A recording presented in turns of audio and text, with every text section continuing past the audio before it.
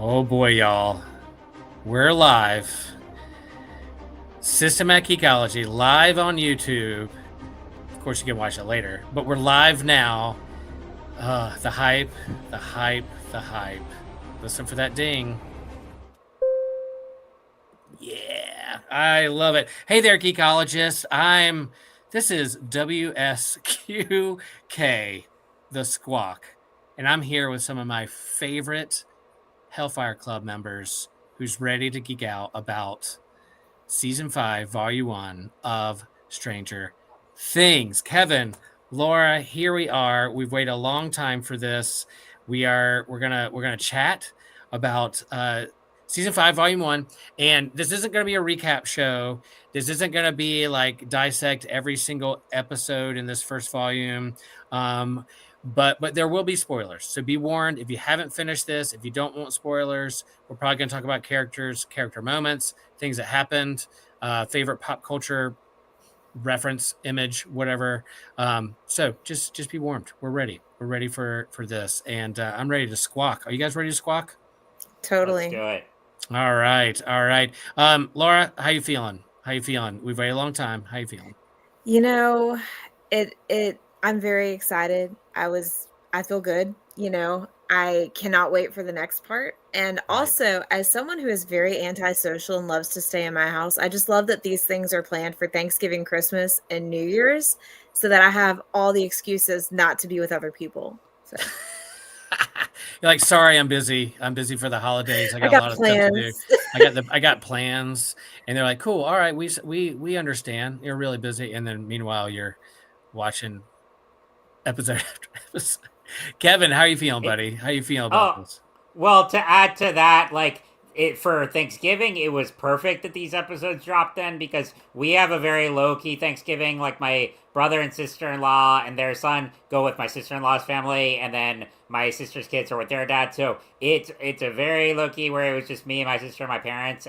But then Christmas Day, everyone's going to be over, and I'm like, not that I'm dreading seeing my family, but I'm like, that means I have to wait to watch the episodes till later. So Laura, I hear you there, but no, I feel like this when new episodes of Stranger Things drop, it feels like coming home. I mean, this has been a 10-year journey, and it's weird, it's crazy too, because when the series premiered, I was like in my last year of college, and so pretty much Stranger Things has been there for pretty much the entirety of my adult life. Toward the end of college, and then throughout my 20s and now early 30s. So it's been this coming of age journey for in my case, young adult, coming of age here, and I'm growing up with these characters. So it's just and it's bittersweet now too, because saying goodbye to it comes with a lot of emotions. So maybe it's good that they're kind of stretching this out a little bit and not dumping it. Yes. We feel like we have to finish it all in 3 days so that we don't get any spoilers and disconnect from the internet. And so Kevin, explain a little bit how this is being rolled out. If somebody's confused, they're like, what, Stranger Things Season 5, is it over? Did it finish with Will the Wise epic moment of leveling up, or we still have more to go? How is this rolling out? Yeah, so for the 5th and final season, and it's funny because when they first announced this, I was like, really? That seems kind of like a Netflix desperation to maintain subscribers. But I actually am really glad they did it this way. So they're releasing it in 3 parts. So we got the first 4 episodes last week, and then the next 3 will be arriving on Christmas Day, and then the big epic 2-hour series finale will drop on New Year's Eve. It will also be released in theaters, which is very exciting because that's something the Duffer Brothers have pushed for a long time, and they had to kind of fight Netflix for that. Thankfully, they agreed to let that happen, so it will be released simultaneously on Netflix and then in theaters. We should go and go see it. That would be amazing. So it's New Year, it's not New Year's Day, it's New Year's Eve. New Year's Eve. Both. Yeah. Mm-hmm. It's both. So For there theaters, is on New Year's Day, but the New Year's Eve shows sold out instantly. I know. And then I was like, well, why am I going to buy a ticket? Because I don't want to wait till New Year's Day. I really wanted to see it in the theater, but we'll watch it at home. We may still go the next day to go see it again. That's what I'm thinking is like watch it at home and then if I can get one because like I saw that well I was hoping like Alamo will play it or something but I don't know if Alamo it's just sold out fast, like dang yeah fast. So Wow.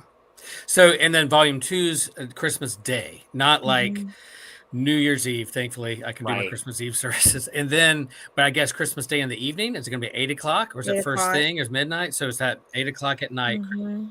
You can do all your Christmas yeah gatherings and meals and open your presents. And then once mm-hmm. everybody's kind of like, good, all right, now I can do this. Happy I birthday, Jesus. happy birthday, Jesus.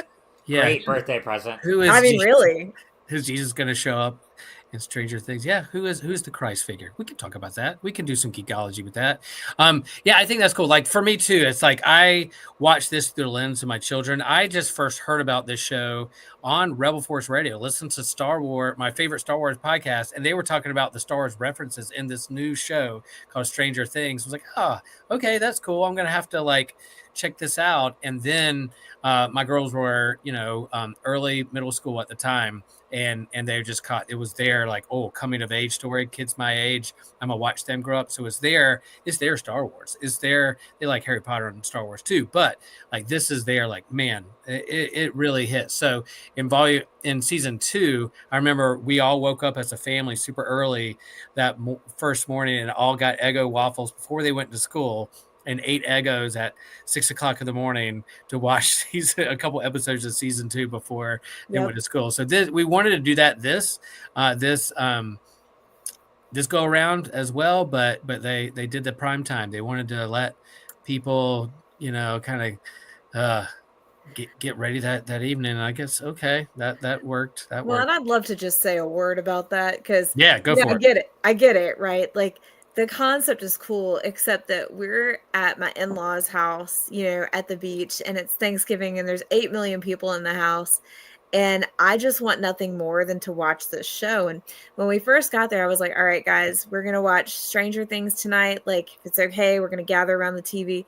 My father in law, who has watched this show, asked 85,000 questions as we're watching it. So, like, they're going through the tunnels. He's like, did they build those tunnels? Where'd the tunnels come from? And I'm like, Dad, you have seen this show. And then he's like, who are these kids? What's this show about? And then my husband's explaining D&D. They've watched the entire series. So all that to say, we decided to nix that whole plan and watch it when we came home from Thanksgiving because the first episode was chaos. I'm like, I can't. I don't know. See, I'm the I only love fan in my family, so I just like I watched because it dropped on Wednesday night, so Mm-hmm. I watched the first 2 episodes that night, and then the next 2 the next day, and yeah, I just told my mom I was like, you guys can go ahead and eat. I will be out when I'm done. They're like, no, do whatever you want, because like but yeah, I had to. I know, and when I looked at the length of the 4th episode, I was like. I was texting my parents. I was like, "All right, I got an hour and a half episode to go, and then I will emerge from the cave." But and they were like, but they were doing a Friends marathon. So again, Thanksgiving is very low key for Oh, well, us. then you So weren't it was missing great. Yeah, anything. That's right. yeah. Well, I like this because we're talking about like us preparing and getting ready for the season. We've waited a while for this, and because of writer strikes and Mm-hmm. all kinds of scenarios, we had to wait a while. But here we are. The first volume has dropped 4 episodes. We're halfway through season 5. Were your expectations met? And I will say that those who are online watching us right now, chime in the comments your thoughts, how you set this up, how you watched it, what you liked, what you didn't like, some things. Chime along with us in the comments, and we'll throw it up there and answer any questions you have. But Laura, did this make a lot of expectations riding on this? You were excited. You guys are super fans. Did it meet Yeah. expectations? Did it meet It expectations? did. I mean, it really did. I thought especially the last episode of the arc, I really liked how Max, her story is being told in the background. I think Holly's storyline is Oh, incredible and she's love it. doing a great job. But also the kid, who's the new kid, the boy Derek. that has like Derek. no Yep. acting skills at all and has shown up in this series and he's incredible. So I definitely feel like it feels like there's some intentional pulling things together, which I really appreciate. To me, you know, you want to see some justice and some things finally start to play out. So that's still yet to be seen. But I was very happy with the first few episodes. Nice. Kevin, were your expectations met? A lot was riding on it. Yeah, absolutely. I'm very into what we have so far. I know really it's, okay, how is it all going to play out in the finale? There's really even more. This is a lot of exposition here. But what I really like about these first 4 episodes is that with each preceding season, they start off, like when you look at seasons 2 through 4, they start off, okay, yes, they've had a big adventure the season before, but now they're trying to get back to normal a little bit, and then a big event happens, whether it's the Mind Flayer or Vecna. Or, what I really like about how this season starts off is they're not doing any of that. Things have fundamentally changed for not just the characters, but all of Hawkins as a result of everything that happened in season 4. And they're really building on that. And this season really feels whereas previous seasons, all the pop culture references are from a lot of 80s classics and in that era, this one leans heavily into like Harry Potter and Deathly Hallows and Return of the King and big fantasy epics that are more well, I don't want to say Lord of the Rings is modern, but you know what I mean in terms of like Right. the movie trilogy that came out in the 2000s. And so it's leaning into those stories more so than big 80s references. But I like that it establishes that darker tone right from the get-go, and they don't have to worry about like, oh, is Vecna going to return? No, they're actively hunting for Vecna because they know he's not dead, and they know he's been planning from the shadows and is trying to make his big comeback. So I like that they just went straight for that. They didn't waste any time, and I mean, there's still an element of levity there, and they still are true to the characters, and they allow room for those really fun, lighthearted interactions, which I think are very needed when everything is so dour. But I also, on that note too, like I saw some criticism online regarding Dustin this season, who is my favorite character. And Yeah. yes, this is something that I actually am really glad they did, because while he is very angsty here, he's less likable than he's been in previous seasons. I really like that they've built on the narrative thread of he lost Eddie last season, and they didn't just ignore that, and he is fundamentally changed because of it. He doesn't know how to process those emotions, and he's acting out, and yes, he's being kind of a jerk as a result, and is dealing with depression. And while it's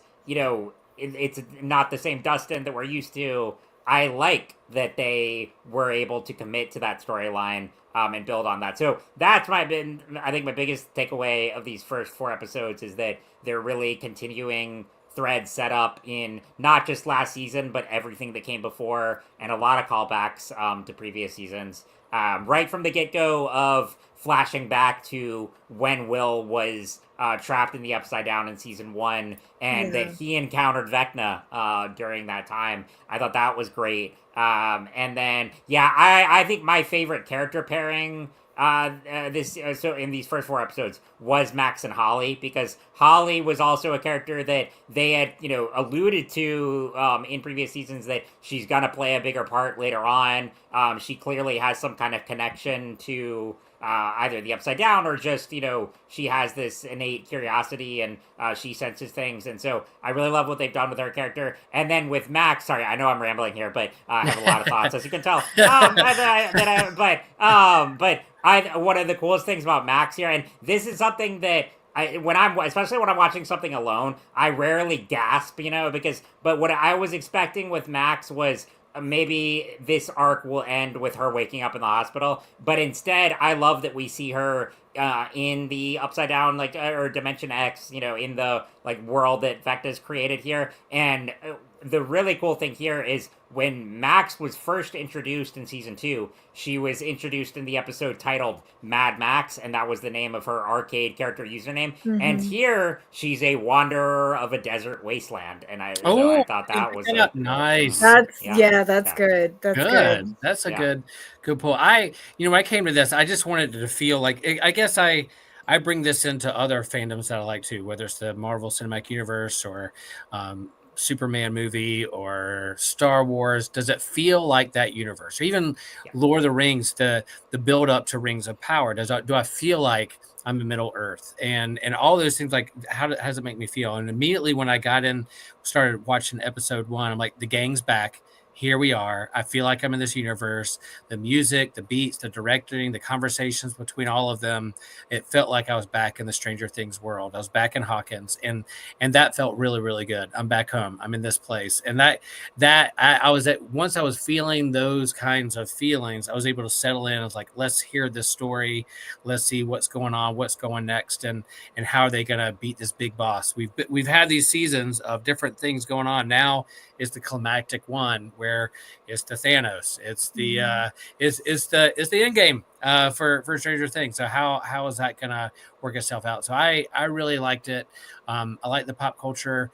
We'll talk about that, our favorite kind of pop culture pool, or things that surprise us, we really like to see. But it met my expectations, and I was really happy with what they've done, and didn't miss a bit. It moved kind of fast, but we're there. I'm there for it. I'm there.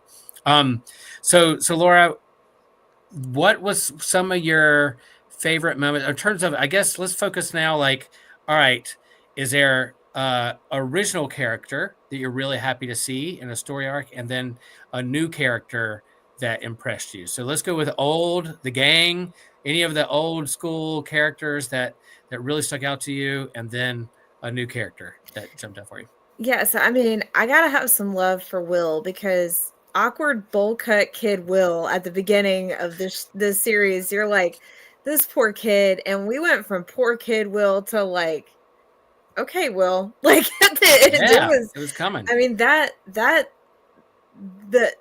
spoilers for anybody who hasn't seen it yet, you need to watch it. But the Yeah. way that arc ends with Will, I mean, holy cow, it's like we're finally getting something for him that's good out of this. And it's, I don't know, just watching his acting, like as someone who's a theater nerd and like just a movie lover, his acting skills to go from the range that he has shown in this show is amazing. So I'm a big Will fan.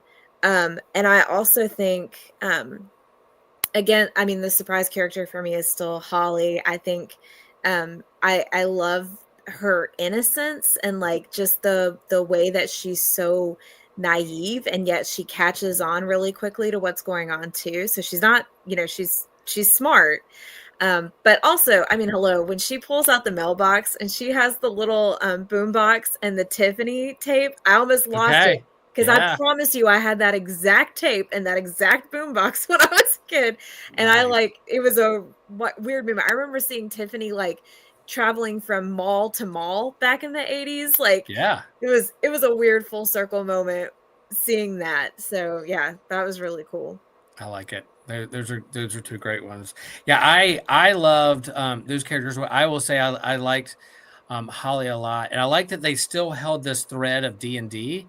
So Mike is like, look, this is my character. They're older. They're in high school. They have not grown out of. In some way, they play around that with other seasons about growing up and growing out of their childhood kind of fandoms and things. And Will like took that to heart, and it was a cause of conflict or disappointment or grief that they're growing up and losing their kind of childhood in the midst of all this.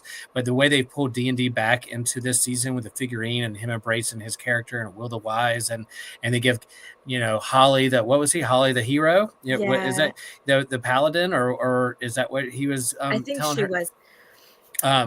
So giving her a character for a new kid, a younger one who can pass it on to her, and her new character was fantastic. And I'm a huge fan of A Wrinkle in Time, and so her reading that book, and it was one of the first books I remember reading as a kid, and really loving the sci-fi element, the spirituality within it. So A Wrinkle in Time, that book being pulled in, and her reading it and talking about Mr. Whatsit and Mrs. Whatsit brought back a lot of memories for me.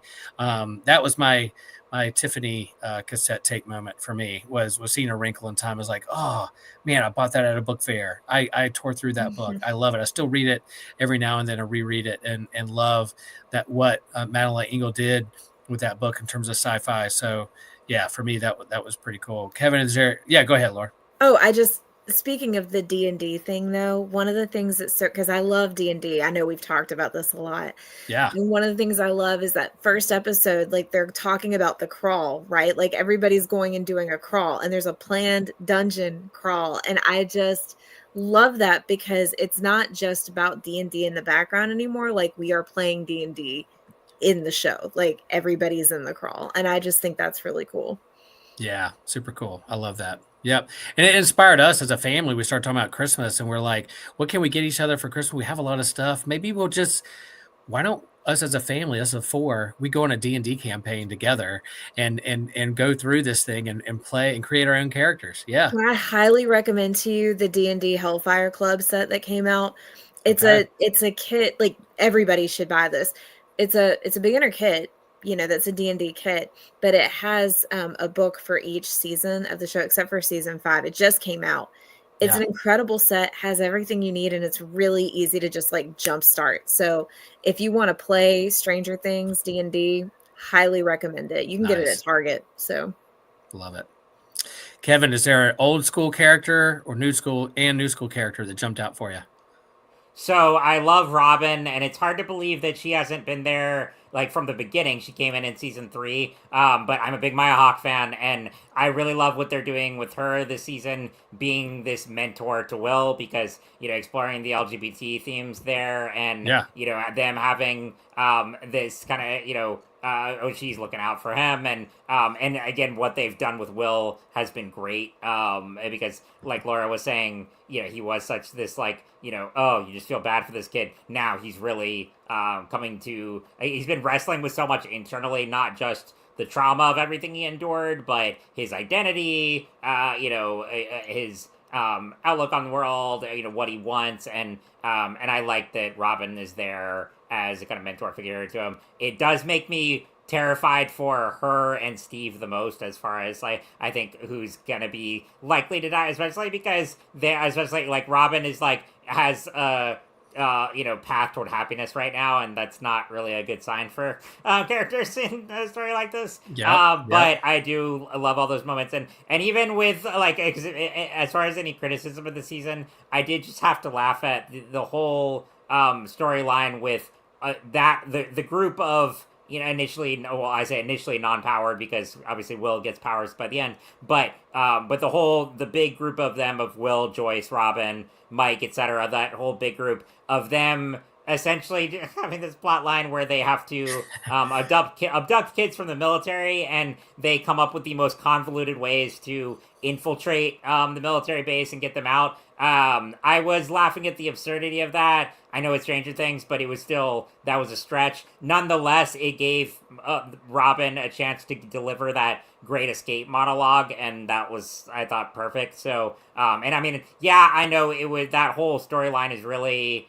a plot device to get them to the base so that they can have that big epic scene with Vecna at the end of episode 4, which was amazing. So I'm not complaining, but I just laughed because it would be like the three of us trying to storm a military base. We could do it. Yeah. I believe in it. I think so. We'll call it something, but yeah.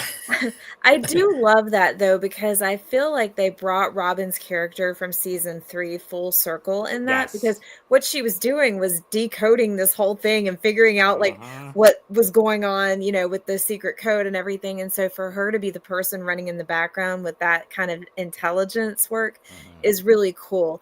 I just wanted to show y'all this because if you haven't seen it, it's the Hellfire Club D&D. I do not get kickback for this. I don't get any money for for saying this. However, free publicity. Stranger Things. If you've ever wanted to play D&D and you haven't played it before, this has everything you need, and it is really easy to set up and run. And if you want to play it and you have questions, feel free to send me a message because I'll walk you through what to do. This is a great way to start. I will. I need help. I do want to run that. We're gonna do it. I'm gonna find that. Hopefully, it's not sold out at our local. They still have it at our Target, and it's like $50 for the set. So nice. Yeah. Nice. Yeah. I like the interactive. I like the old and the new. Like the gang has grown up, and everybody talked to these memes of like how old they are and still pretending to be kids. But they brought in these newer kids to like counterbalance. And I love that there even is this like little rivalry of like the little kids look like, who do you think you are? And the older ones like, I'm just trying to relate and help you. So that like generation gap between the Mhm. younger kids and the older kids, and then the parents. I like how that was really smart choice for them in terms of this season and bringing new fresh kids into this, because really is that's kind of the heart of streams. As much as it's leveled up and the horror and the scariness and the gore, it's all there, but Mhm. you know, to bring some kids in and levity to it, I think is pretty cool. My nitpick of this season, though, I will say, is that I when the parents are still, whether it's Hopper or Joyce, that are still like, no, I'm trying to protect you. I go before you. I let me go ahead of you. You need to stay behind. I'm like, dude, these kids have saved the world like 4 times. Can you just let them take the lead? Like, get behind them and let them do it. So I know as a parent, I would still be ever protective of my kids and not wanting them to go head first into the upside down. But I think they've proven themselves enough. So that little bit of that at the beginning, I was kind of like, haven't we done this before? I'm kind of tired of this, but I definitely understand as a parent. I don't know how you guys felt about that. Or were there other little things, nitpicks that you could pull out and be like, Yeah, that part, like, you that know, was actually my nitpick too, was, when they're in the upside down and Hopper's got, like, the bomb strapped to himself and he's like, "Just in case." And, okay, don't get me wrong, Hopper is my favorite character. I named my dog after him. I love Hopper. yeah. That's how real my love is. I got the Hopper skin on, like, Fortnite when I play with my kids. Love him. But that was so overly melodramatic. Like, there's a lot of drama to be had. I felt like it was a little tropey, and Yeah. especially when Hopper has had near-death experiences in, like, every season so far. Like, if there's one person we need to remove from the who's gonna die next, it needs to be Hopper. Like, we gotta move past that. So, that was my only nitpick, and I'm glad we got some resolution on that, which was a very not a surprise resolution to me. I expected it, but I was glad for where it went. But yeah, when he pulls out the like the strapped on bomb, I'm like, come on, we can't do this. I'm gonna be so mad if that's the direction we go with this show. And when he went in that room, were you surprised it wasn't Vecna? Were you surprised that I Eight was was there? not surprised. Okay. Um, I would have been shocked if Vecna was in the room. That was too easy an answer, and because we knew we had more episodes to go. But I was glad because my hope was that they were going to bring that side storyline from what was it, season 3, Two. back around, because we had this whole trope about her sister and then nothing else ever Yep. happened. So I was glad that they brought that where they did, but I wasn't surprised. Yeah, and I being an actually X-Men fan and loving mutants and superpowers and the callbacks to Jean Grey and the Phoenix Force and leveling up and these merry band of mutants. I like that side quest. I know there's a lot of people were like, I don't know, we could do without, but I like them having superpowers, being like new mutants out on an adventure. And then there's so many X-Men references, they even name it in the show that they did that. So I was happy to bring her back and get her sister back, and she has yeah. someone. So if they do kill off a couple adults or a Hopper or a couple of these kiddos, you have something else, like maybe, like, I don't know, they're going to kill off 11, but at least maybe she can have a sister. They can have a happily ever after and go off to a sister. I don't know. I If was they really kill nervous that Hopper, I'm out. I'm I, out. I I'm know. out. Well, they really teased up that they're going to kill somebody off in that fourth episode, and we were all on the edge of our seats. We are like, I guess they've been talked about the kill count and all that thing, but they didn't. And to see Will leveled up and kind of wipe his nose, I was like, there we go. All right, Yep. let's see what happens next. Now, doesn't mean there won't be killing off some folks later down the road or some big heartfelt moments, but at least in this Yeah. first volume, we were saved some of that heart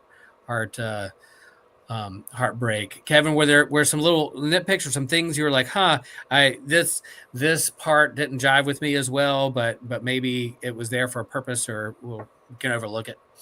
Yeah, well, real quick, I just want to say I am a defender of that episode in season 2, and I was glad that they came back to it. And again, I know a lot of people don't like it. I thought it really made sense back then, and I was glad that they came back to it just because, I mean, yes, it has a very different aesthetic and feel to it than the rest of the series, but that was kind of intentional. So I was glad that that was the character revealed behind the in that room. My nitpick is that so there's an 18-month gap between the end of season 4 and the beginning of this season, and the whole time the military has been searching for 11.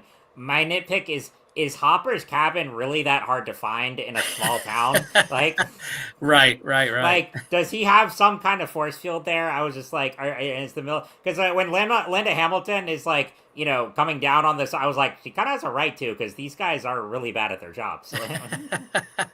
How about that reference? Well, I forgot that she was Yeah. cast in that. So that was a pretty good surprise for me. That was Which crazy because she was at GalaxyCon last Yep. year. Yep, Yeah. because my son was obsessed and had to like stand up at the microphone and talk to her. She called him on stage, so Alan That's so cool. lost it. It was the coolest thing. Yeah, that is cool. That's way cool.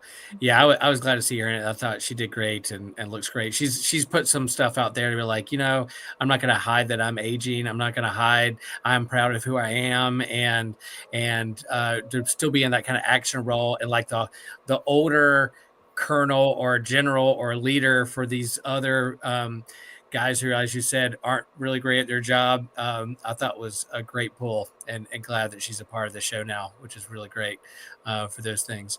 All right, so what are some pop culture references other than Tiffany, Dungeons and Dragons, and Wrinkle in Time? Some really either surprise. I mean, of course, Derek's Room was just full of it, but in terms of other cool pop culture references or songs that stuck out, you're like, yeah, I love that, I resonate with that. So I mentioned Lord of the Rings earlier. There was one scene when Will is kind of in sort of a trance with Vecna that really echoes the Palantir scene in Return of the King with Pippin and Sauron. That was really cool. Then in terms of like 80s, 90s stuff, well, I really like when the crew does a Home Alone on the Demogorgon. That was great. Yes. And the traps and everything they set up was fantastic. And then as far as the two songs that I was elated to see here, one was Pretty in Pink at the beginning. I love Psychedelic Furs, and that was great that Robin has that playing for her. And then when Holly dances to Tiffany's I Think We're Alone Now, I was like, yes, these ones have been a long time coming. So I always love that, even with like you said, with everything going on, the classic music that you can jam out to, and the character moments are still there. Nice. I think the thing I was most excited about, this is a very side thing, but when they're at that breakfast scene and like the dad's asking to pass the bacon and they zoom in and there's a bottle of like old school Sunny D, like not like how we have it now, but like the big giant bottle. Cause back in the day you didn't have orange juice, you had Sunny D.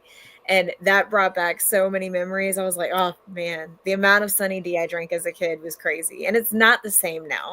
I feel like it's different. They changed the recipe. You need classic Sunny D to come back. Yeah, they're pulling like a new Coke thing. Like, I don't know. It tastes it tastes different. I love the great references. What I read, I did a deep dive after and started reading reviews, what people were saying and pop culture references. What did I miss? The Easter eggs I missed. I did see somebody say that maybe this wasn't Home Alone, but it was a throwback to Nightmare on Elm Street when they first went after Freddy Krueger, because they did it first before Home Alone. Yep. They set up the house. They had a flamethrower. They trapped him to come in and then went after him. So they're like, Home Alone's more of 90s. This is 80s. And I was like, that's really interesting, because everybody's like Home Alone because it's immediately what you think. And it can be both. It can be both at the same time. But the fact that they're like, oh yeah, as a callback for this monster who abducts children, who kills people, and then going after them. I thought that was a pretty cool reference. I love that the Ghosts and Goblins video game, like the console game where he's linear and killing ghosts and goblins as a knight. I was like, I loved that video game as a kid. And whenever I go to retro arcades, I look for it.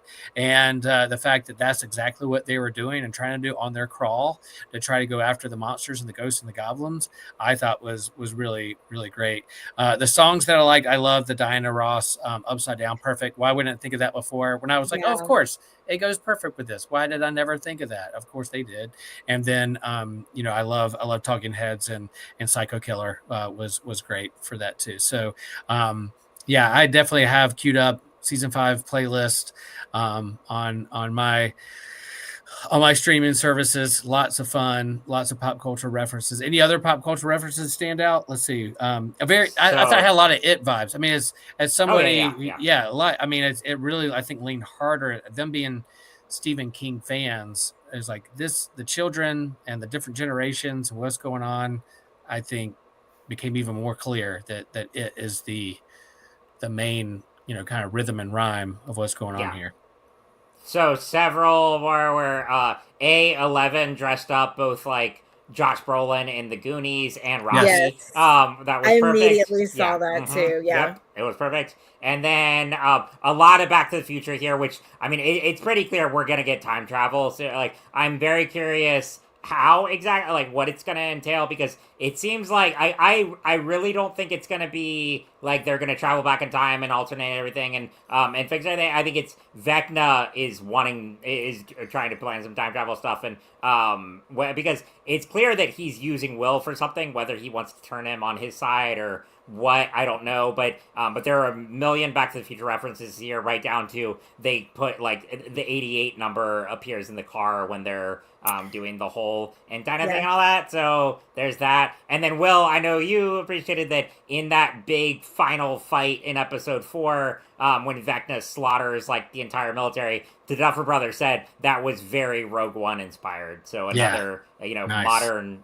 influence. But yeah, I think the time travel thing is interesting because that brings us full circle all the way back to season 1 when they're having that conversation with their teacher about like, the different dimensions and time travel and all of that. So it'll be interesting to see where they go. I think it's not so much a nitpick for me, but I would like to see us move beyond Demogorgons to something else, because the potential, and I'm sure they will, because if Vecna's built up this much here, there's got to be something bigger than Vecna that we're facing at the end of this. Or at least I hope so. Like, Vecna's big and scary, right? But I think there's something else that Vecna is like working towards or working for. Oh, I didn't mean to transition us into that, but yeah, I love it. That's exactly right. I had it ready. I think that there has to be something beyond that he's pulling us to, because Vecna doesn't seem he has I don't know, he doesn't have like main character energy. He has like, I'm working for somebody else energy, and I just it gives like Starscream vibes. You know what I mean? Nice. Like, so nice. That's just how I feel about him. So I'm hoping that, like, Demogorgons are awesome, right? But there's so much more in D&D that I'm hoping we're gonna see. But that's just as a D&D lover. And the teacher was talking about wormholes, and it'd be interesting to see there, in this season and the other season. And so it's like, is there a black hole? And again, Kevin, you referenced it. It was like Dustin's having some grief about losing Eddie. That in-game kind of vibes of all the heroes dealing with their grief in different ways, whether it's Cap or Thor or whatever. And then eventually in that movie, they use time travel to go and do things too. So I'm curious now. I'm thinking draw back to like Infinity War and Endgame if they're playing around with that, because I mean, maybe there will be, I don't know, Laura, maybe there will be justice for Barb, or they do a time travel thing and bring her back at the final scene and she's at the pool and everything's cool and she has friends and they invite her to the party. I wouldn't mind that to be the closing scene, but we'll see. I'm just saying, if Max is out here wandering around in some crazy land and she lives in a cave that Vecna can't come into, if there's not at least some mention of Barb somewhere, I'm going to be upset. This poor girl just got like left in the bottom of a pool and nobody seemed to care. So, I don't know. Justice for Barb. I'm still holding on to that from season 1. Still holding on. Yeah, I hear you. Cool. Well, y'all, thank you guys for geeking out with us, and there'll be plenty more. As Kevin said, there's plenty more to talk about with this. This is just volume 1. We'll each volume may come out, we'll talk about it, and then when it's all wrapped up, we'll have a big episode with lots of our friends and fellow hosts and geekologists to talk about, what we think of how they landed the plane. I think they're doing a good job so far, and I'm excited to see what they're going to do next. And I'm going to try to keep my expectations in check and not try to write the story in my head, but just, we'll see what happens and let them tell the story that they want to tell in the midst of that. So that's kind of how I'm posturing. I don't know how you guys are feeling. Are you nervous about how they're going to land this? Or, of course, we're disappointed when we see some of our favorite ones maybe die. But if you time travel, you can always bring them back. I trust that it's going to end well. I mean, the Duffer Brothers have had this story plotted out for a long time. And, just as a person who used to live in Durham, who loves Durham, hearing things about like Cornwallis and Enzo's and all of these places that are like very real places if you've lived in the area. Yeah. I trust that they're going to pay honor, to the story. And I feel like they have kept within character for all of the characters, and they've told their story as well. So I trust it's going to end well. I do think Steve's going to die, though. Sorry. Yeah. I think he's dead. Yeah, I think so.